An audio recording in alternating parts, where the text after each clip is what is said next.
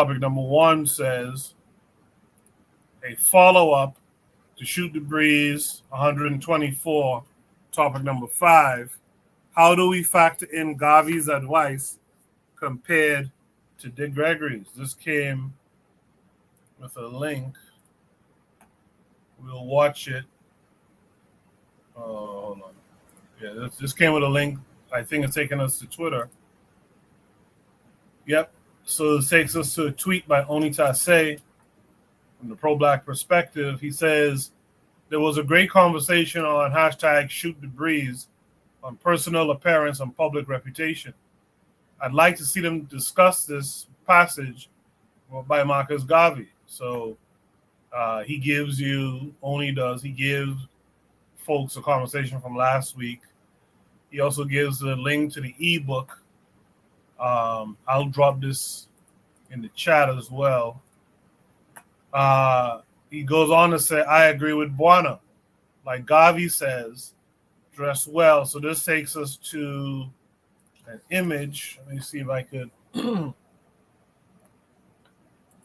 even try to read this thing. It doesn't look like I can. Hold on. Let's see.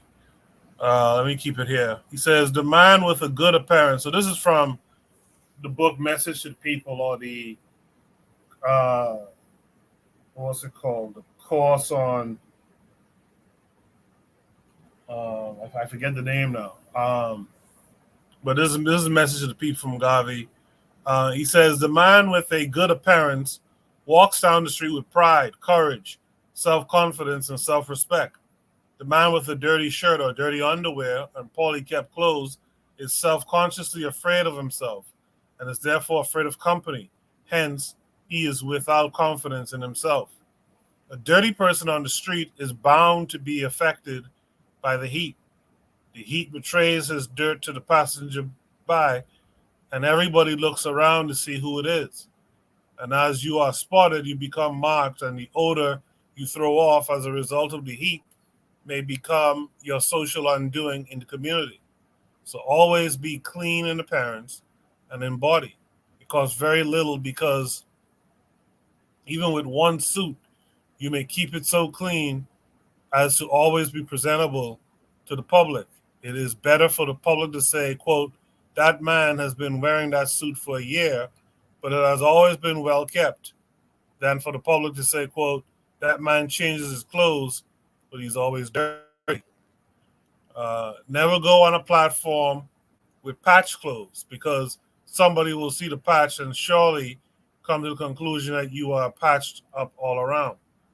When you go before the public, remember that they are looking at you scrutinizingly from head to foot, back and front. They're going right through you, searching for something that reveals your true character. Disappoint them always by giving them the best you have in character, which is outwardly represented by your clean-cut appearance. I looked at a man. He was a beggar. His shoes were broken in many places and very dirty. His clothes were ragged and torn in many places. His collar was swarthy, black, and revealed dirt everywhere. His fingernails were black and dirty. His teeth were unkempt. His breath was foul. His shirt was black with dirt.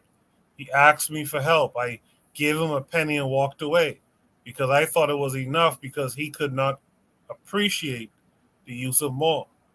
I saw another beggar whose clothes were poor but clean. His pants revealed poverty, but they were also clean. I gave him a sovereign because I thought he could appreciate the use of it. There is a moral. People will judge you by your appearance, whether you are rich or poor, and they will deal with you accordingly.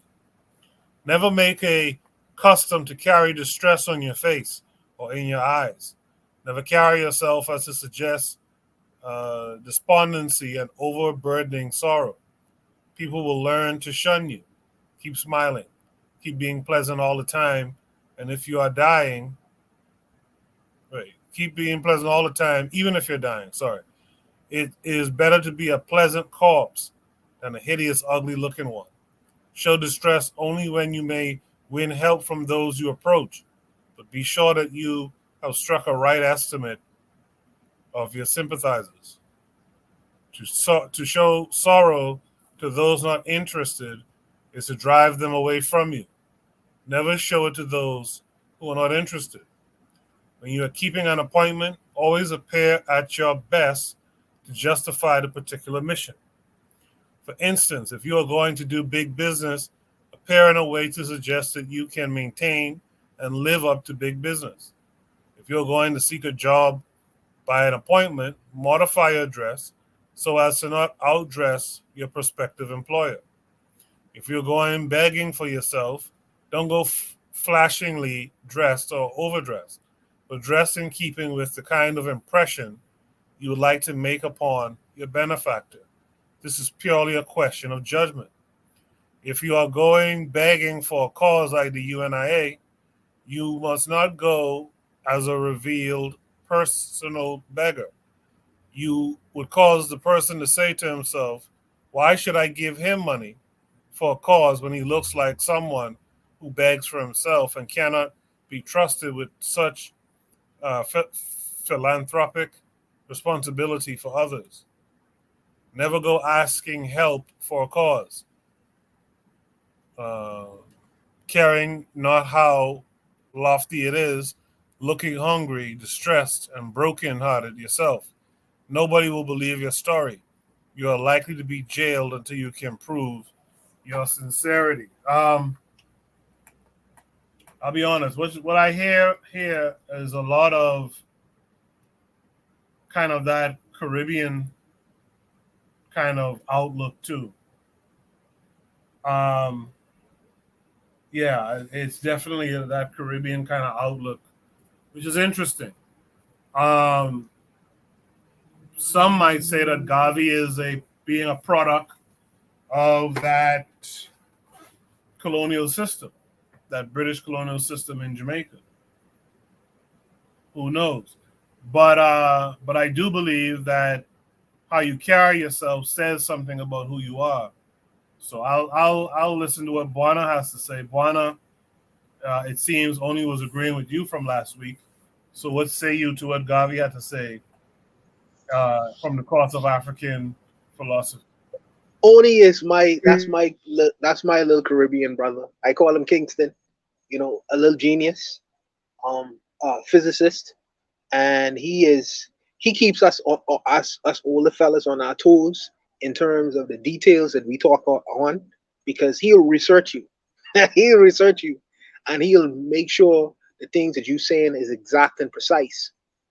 And if you found to be wanting, or if you find that the information that he has on in terms of the things that we discussed to be spurious, he'll call you out. So he keeps us on our toes as older guys who does readings on certain things. I would suggest that every Pan African should do a reading every year on the philosophy and opinions of Marcus Garvey. Should do the reading on that. And as you suggested earlier, all of us we are measured by our experiences. I'm a Caribbean man. Of course, I can have a Caribbean perspective. You're a Caribbean man. Of course, you can have a Caribbean perspective on things. But it's not to dismiss it so easily, because some of the things we would have learned in the Caribbean is a universal observations. Many of the things that Marcus Garvey discussed, even though he was from St. Anne's Bay, Jamaica, some of the things that he talked about had universal application. Why do you think that he was able to create such a mass movement, being from such a small country? Because many of the principles that he would have talked about or learned in St. Anne's Bay, Jamaica, would have been universal. It was translatable. It was translatable. And I understand that we would like to discount the so-called immigrant experience, but this was a man of the world. This was a man who traveled throughout the length and breadth of South America. He traveled through England. He traveled through many different territories. So his knowledge would have been expansive. It's just that he would have put that Caribbean experience and applied that to the other experiences that he would have encountered throughout around the world. Dress and attire does matter. It does. I understand the argument last week was as such, where we was trying to really play coy in believing that dress doesn't matter. How you present yourself to the world does not matter. I don't believe that argument. What the brother was forwarding to me, as if like he could have just you could just walk in professional places or professional environments, and people would solely look on you on the basis of what you have inside your head. It does not work that way. The world is extremely superficial. You have to prove yourself to be of some worth first. And one of the first things people look at is basically what they see on a physical level. This is what you're going to massage your way through the door. And after you would have acquired, or after you would have proven yourself to a certain degree, then you could have a little bit of laxness in how you operate. You know what I mean? And that's translatable. I don't care where you go. I like to iron my clothes. I like to wear belts. I like to present myself to the way to the world in a certain way. We live in a world right now in a North American society where they have this whole so-called idea of free culture where you could dress how you want to dress. Is everything is so liberalized and it doesn't matter anymore. That is for a particular group of people in a particular circumstance, and I don't think that that's a universal experience for everyone. When you get outside of that box, you'll recognize and realize that the world does not operate that way. And unfortunately, until you have the chains or where you are short calling or dictating how things should be done, then you have to operate in a way and in how the world operates until you are able to be a short caller on that level. Until you on that level, and many of us are not on that level yet. So I think that the aspiration is for us to get on that level and then be able to dictate. Don't follow the rappers. That's an illusion. That's fantasy. Don't follow the rap. That pants down, sagging and stuff like that. That's an illusion. That's an illusion. Most serious people will never take you seriously unless you're in entertainment. If you are doing serious matters, or as Marcus Garvey would say, a man of big affairs, you're gonna address it in a certain way until you are able to be a short caller, and then you could be more laxed, I guess, in your attire. But why would you want to be? Brush it. Hygiene is important in any sphere or of business or humanity. Hygiene is a very important thing. How you present yourself to the world is a very important thing. It's a very important thing. But if you want to be a disheveled human being, many people are not going to take you seriously. That's just the way of the world. But I will stop there. I will start there just to be brief. But Juana, where does it matter if the dress code is fundamentally not your dress code or your people's dress code? Does it matter that to be well dressed is to say to be dressed in a European fashion? Does that make a difference to you? No, there is a difference because, okay, so a Japanese man has his own customs. He has his own way of dress and mode of dress. So does a Nigerian man. So does a man from other cultures and things of that nature. If they operate in a Western society, they're gonna they're gonna operate in a certain way.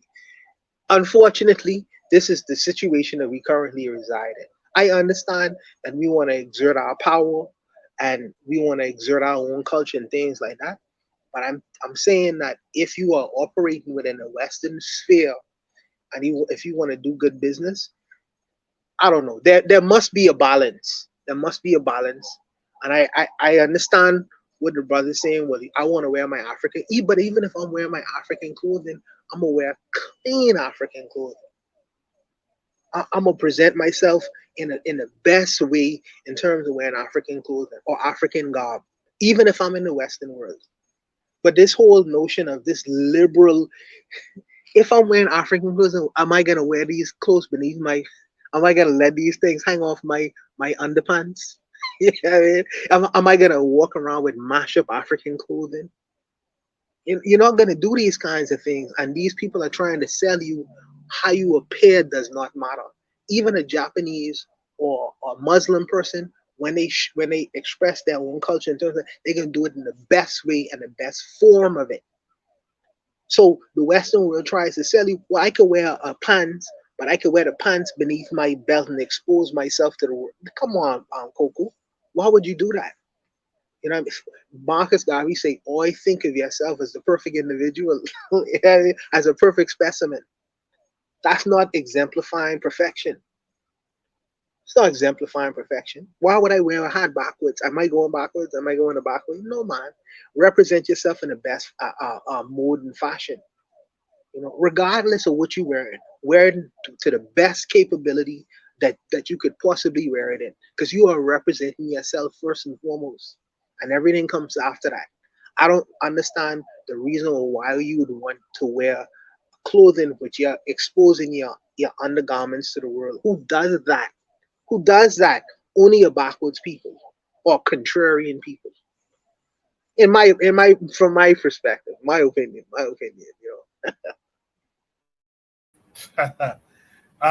In the chat, Trigabi262 Plus says, yeah, dressing well is important. It's connected to aesthetic, manhood, and a sense respectability. So that's what I was wondering. Are we playing respectability politics when we talk about this mode and style of dress? Because when you read Garvey, if you read more from this message to the people, there is a strong sense of respectability politics in his writing, if I'm to be honest. Coco, explain respectability politics to me. Explain it. Educate me a little bit. Well, the respectability politics is, like, for example, you'll hear Garvey say, uh, it, or guys like Garvey say things along the lines of, if you want to be respected on the world stage, you must do X, Y, and Z, right? But is it about that respectability? So, in other words, if we carry ourselves with some respect, which is what I hear a lot of times when these conversations come up, if we carry ourselves with some respect, then we will be treated with respect. So, a George Floyd, for example, wouldn't be choked out and died on the street under a cop's knee if only black folks would pull up their pants and button up their shirts and speak with a certain, whatever. Oh, right? I understand. No, that's not what I mean. What I mean is I am dressing. The brothers used to call themselves king and big names, like how Brother Bakari said the black woman is called. I am dressing as a representative of how I feel personally inside. It's like the queen will never have to call a queen will never have to pronounce, hey, look at me, I am the queen. Everything about herself will exemplify that. You know what I mean? Her dress, her attire, her disposition, all these things will speak to her. So I'm not necessarily I'm just doing it because this is who I am. It's not that I'm trying to prove myself to the world. It's just this is what kings do. This is what a man who has some degree of self respect. This is how he dressed for himself. I'm not I understand where you're going with it, but I'm not necessarily doing it because I'm trying to prove myself to the rest of the world. This is how I'm feeling internally, and this is what I represent. This is what I'm pushing out or projecting to the rest of the world. It's an internal thing, and it's just projected externally. I mean, it's not something that I'm trying to really prove or say, well, if I do this like this, no one is gonna hang me or abuse me or mistreat me. No, I'm not thinking on that level at all. Yeah, because that's something that kind of comes up again when these conversations are happening. I said it. I don't remember if it was last week or the week before, but in fact, I think it was last week. I said, a lot of times these conversations happen in kind of reference to white folks, like it looks bad in front of them, or this, that, and the other, or you know, whatever. But I think we should do things that are just, we should cut things out that are, that we generally find distasteful, as to ourselves. I think we should dress for and things of that nature for our own selves, for our own self-esteem, and to build up our own selves. I think that's how we should do it. And if we did it that way, I think we would start to buck these notions of, wearing garb, wearing dress that's more in line with who we are as a people. Yeah, I think because it Coco, it goes back to culture. When you was in high school, for instance, and I'm gonna give you an example. When I was in high school, we used to have a culture wearing clocks. I don't know if y'all used to wear clocks. We used to wear clocks, and yeah, every night we cleaning and polishing our clocks because we want to have the freshest clocks. The freshest clock. We'll buy the Lee jeans, and then we'll go press these jeans. We'll iron these jeans us. I'm not thinking about no white dude. I'm thinking, I'm not thinking about no white dude. I'm thinking about presenting myself as the freshest, nicest, crispiest looking guy on the street. So it's like, where does the white guy come in? I don't understand that. I don't. yeah, yeah. It comes up now again in terms of Garvey and his writings. I like I said, I do find there's a lot of that respectability type stuff in some of the things that he says. Trigger Happy 262 says the way he understands respectability politics is the Western confines of respectability and how that clashes with Africa. Now, Garvey's respectability is simply strategic, but in other sense, it clashes. One example of Western respectability, dreads, twists, and African hair or hairstyles is seen as unrespectable and unruly and don't fit a Western paradigm. He says, by the way, I don't mean that Garvey's respectability clashes, but that Western respectability in other contexts clashes as the example I gave, just to be clear. Our boy KW Don 7 is out there. He says business owners who wore suits were lynched in the early 20th century. Urugu doesn't give two shits about our appearance. The respectability is for ourselves, not Urugu. Yeah, I like how KW Don just came in and rest that comment down there. I absolutely agree. We should be able to discuss the things that we find distasteful amongst ourselves, and we should then be able to culturally edit that out and stop that kind of behavior. For example, pants sagging. Like I don't give a shit about how it looks to white folks. I care about how it looks to me. And how it looks to a lion's share of our folks. Bonnie, you want to add any last words to this prompt here? No, I think the brothers was clear. I think that KW Don was right. He said it's about self. It's about how you feel inside yourself, how you represent yourself, how you in terms of presenting yourself to the world. These are important issues, I guess, because I think that we should pay due care, notice, and attention in the way we represent ourselves to the world, not necessarily how someone else feels about us. Because as KW Don saying was saying, they if the people were well dressed and they were still hanging them on trees, they didn't give a damn about how they felt, about how our the greater society felt about the Negroes who they was hanging. They didn't get, but the Negroes cared enough and they didn't give a damn about the greater society. And even if they thought that they was niggas, the black folks themselves was still dressing in a way that would represent themselves with a degree of respect. And it's like internally they felt always like I should dress great and I should dress nice. I should put on a suit and tie because this is how I feel. They didn't give a shit either. So it even though they was hanged, the black folks in the South themselves had a degree of self-respect. You know what I mean? Had a degree of within my community. I like the fact that I'm wearing a suit. I do these things for myself. I don't give a damn about what the white man saying. He's gonna hang me anyway. Why would I want to become a self-fulfilling prophecy? So if he thinks I'm shit and I'm dressing like shit, I mean, does it even matter anymore?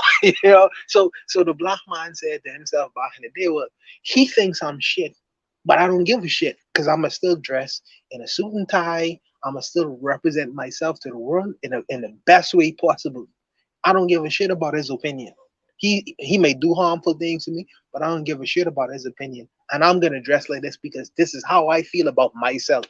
And it says something about what our ancestors felt back in the day, regardless of what the so-called status quo was, or what the social status of the society was. They were still internally representing themselves in a very respectable way. So that's something that we could take from that experience. Appreciate that, Buana. Let's go to Shoot the Breeze topic number 2 tonight. You guys, thanks for being here. Make sure to hit the like button and hit the share button too. Make sure to share the episodes on your social media. Tag me when you share it too, so I can see that you in fact shared it. Let's get the numbers up. Numbers are kind of down these last 2 weeks.